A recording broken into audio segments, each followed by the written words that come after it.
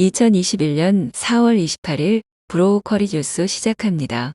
첫 번째, 경제, IT 뉴스입니다. 한국일보, 네이버 웨일 구글 크롬 꺾고 국내 1위 브라우저로 키워낼 것. 네이버가 자사의 인터넷 브라우저 서비스인 웨일의 중장기 전략을 제시했습니다.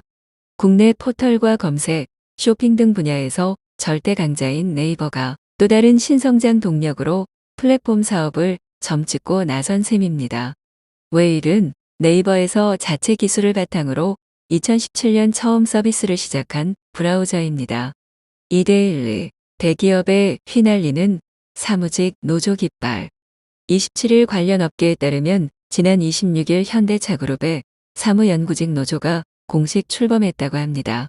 2018년 SK하이닉스, 올 초 LG전자와 금호타이어 등에 이어 현대차그룹 내에도 사무직을 대표하는 노조가 들어선 것입니다. 그간 국내 대기업에는 생산직 위주로 노조가 형성돼 있었는데요. 이들 노조는 연령이 40대에서 50대 위주로 강성인 민주노총에 가입된 특징을 보였습니다. 반면 최근 들어서는 사무직 노조는 20대에서 30대로 굉장히 젊습니다. 또 상위 단체에 소속하지 않고 독자적으로 운영하는 것을 선호한다는군요. 조선일보, 바이든이 규제 강화 나서자. 애플 480조 원짜리 선물 꺼냈다. 바이든이 규제 강화 나서자. 애플 5년간 미국에 4,300억 달러 투자 발표했는데요. 애플이 향후 5년간 미국에서 신사후 건립과 인공지능 5G, 세대 통신, 독자 반도체 개발에 4,300억 달러, 한화 약 478조 원을 쏟아부어 2만 명을 추가 고용한다는 계획을 내놨습니다. 미국의 대표 테크 공룡들이 경쟁하듯 역대급 고용 투자안을 쏟아내고 있는 것입니다. 쿠키뉴스, 보복, 소비에 할인 전쟁까지. 유통가 가정이달 활짝 웃을까. 코로나로 억눌려 있던 소비가 꿈틀거리고 있습니다. 따뜻해진 날씨와 백신 접종 효과, 기대에 따른 영향으로 27일 산업통상자원부가 발표한 3월 주요 유통업체 매출 동향에 따르면 오프라인 유통업체 매출은 작년 3월보다 21.7% 늘었습니다. 업계는 가정의 달인 5월을 맞아 대대적 할인 공세를 펼치며 이 같은 분위기를 이어가겠다는 계획입니다. 지금까지 경제 IT 뉴스입니다.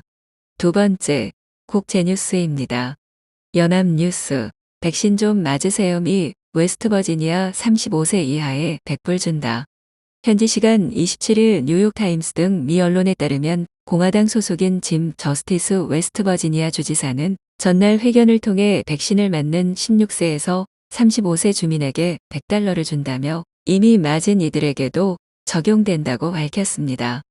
연합뉴스, 미 마스크 지침 완화, 접종 완료자, 사람 적은 실외선 안 써도 돼. 미국에서 신종 코로나 바이러스 감염증 백신 접종을 마친 사람은 실외에서는 대규모 군중 속에 있을 때가 아닐 경우 마스크를 쓰지 않아도 된다고 미 질병통제예방센터가 권고했습니다. 새 지침은 그동안 실외에서도 다른 사람과 약 1.8m의 거리를 둘 수 없을 때는 마스크를 쓰라고 권고해온 CDC의 지침을 완화한 것입니다. 세계일보, 비트코인, 띄운 테슬라, 3천억 원어치 매각, 머스크. 너마저 26일 미국 CNBC 방송 등에 따르면 테슬라는 보유한 비트코인의 10%를 처분했다는 내용 등이 담긴 1분기 실적을 공개했습니다. 테슬라가 1분기에 디지털 자산을 매각하고 받은 대금은 2억 7,200만 달러인데 이를 통해 올린 이익만 1억 100만 달러에 달한다는 것이 미 언론의 분석 결과입니다. CNBC는 1분기에 비트코인 가격이 상승하면서 테슬라가 이득을 위해 비트코인 일부를 재빨리 판 것으로 보인다고 전했습니다. 지금까지 국제뉴스입니다. 세 번째, 정치 뉴스입니다. 뉴스원, 흥행, 빨간불 민주당 전당대회. 오늘 온라인 투표 시작, 판세 안개 속 전당대회가 나흘 앞으로 다가온 상황에서 여전히 판세는 안개 속에 있습니다. 5선의 송 후보, 천 계양을, 4선의 우 후보 서울 노원을, 홍 후보 인천 부평을, 모두 당내 영향력이 상당한 중진들로 결과가 흥미로울 것 같습니다. MBC 뉴스 이인영 통일장관 판문점 선언 국회 동의 절차 밟게 될 것. 4.27 판문점 선언 3주년을 맞아 이인영 통일부 장관이 북한과의 대화 의지를 재확인했습니다. 한반도 평화 프로세스를 되돌릴 수 없는 수준으로 올려놓기 위해서는 평화의 제도화가 필요하다며 적당한 시기에 다시 판문점 선언의 국회 동의 절차를 밟게 될 것이라는 걸 분명히 말한다고 말했습니다. 디지털타임즈 문 대통령 경제 정상 궤도 올라섰다. 야권 국민 고통 직시하라 비판. 문재인 대통령이 27일 이제 한국 경제는 코로나의 어둡고 긴 터널을 벗어나 경제 성장의 정상 궤도에 올라섰다고 말할 수 있게 되었다라고 말했습니다.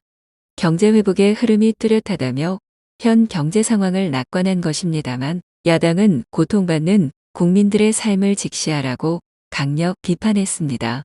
디지털타임즈 안철수 원칙 있는 통합 꺼냈지만 야합당은 감감. 국민의 당이 국민의 힘과의 합당을 추진한다는 입장만 정했습니다만 그동안 논의 파트너였던 주호영 국민의 힘 대표 권한대행경 원내대표가 교체를 앞두고 있어 합당 실무가 진전되기는 어려울 전망입니다. 이상 정치 뉴스입니다. 네 번째, 사회 뉴스입니다.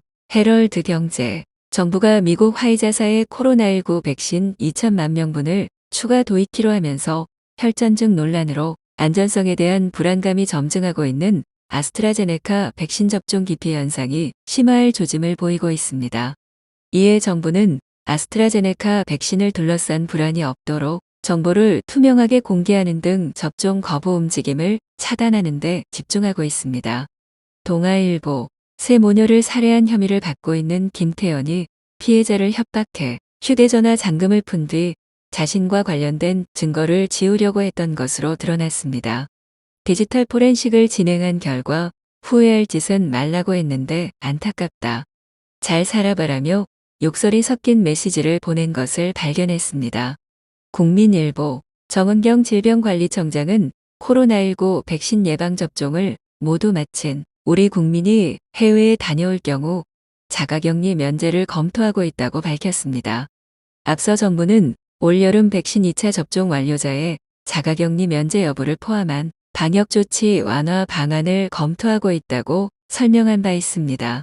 한국경제 한예리의 드레스를 두고 외신은 베스트 드레스, 한국에선 중국의 전통 의상인 치파오와 닮았다고 떠들썩합니다. 한예리는 이날 보고를 통해 내 피부색과 어울리고 드레스는 심플하지만 내 몸매 라인과 잘 어울린다고 설명했습니다. 지금까지 사회 분야 뉴스였습니다. 행복한 수요일 되세요. 주식회사 브로우커리